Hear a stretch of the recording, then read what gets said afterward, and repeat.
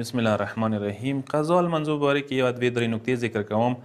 قضا لمنځونه کوم لمنځونه څه ته نه دي کړي یا هغه په کور ته قضا وکړي واجب لمنځونه کوم دي یا کوم واجب لمنځونه د کړي باطل شوي دي یا هغوی په کور ته قضا وکړي خو حالې څه کله وخت تیر شوی دی که وخت شته دی بیا په کور څه ته هغه انجام کړي.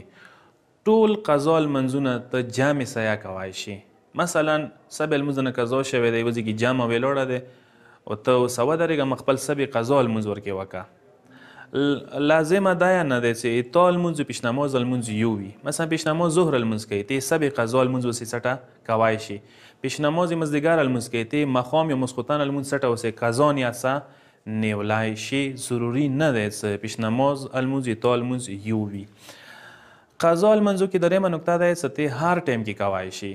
مقصد دا دی چې سبې لمونځ دی قضا و ته هغه ورېځې کوای شي یا ماښام ماسخوتن لمونځ دی هغه تا نه قضا شي ته ورېځې کوای شي یا ورېځې مازدیګر لمونځ قضا دی ته ماښام ټایم کې کوای شي. ټایم څه پابندي نشته دی.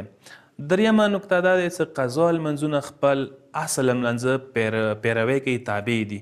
مقصد دا دی چې که څلور رکعتي لمونځ نه قضا شوی دی په کور څلور رکعتي وکړي او که چیرې بیا سفر کې د نه قصر لمونځ قضا شوی دی هغه په کور دی چې قصر حالت کې ته وکړي. که چیرې جهر لمونځ نه قضا شوی دی مطلب چې هغه بلند اوسه ویلی شي. مثلا نماز مغرب و عشا دی هغه په کور ته مغه شي بلند اوسه جهر حالت کې وکړي.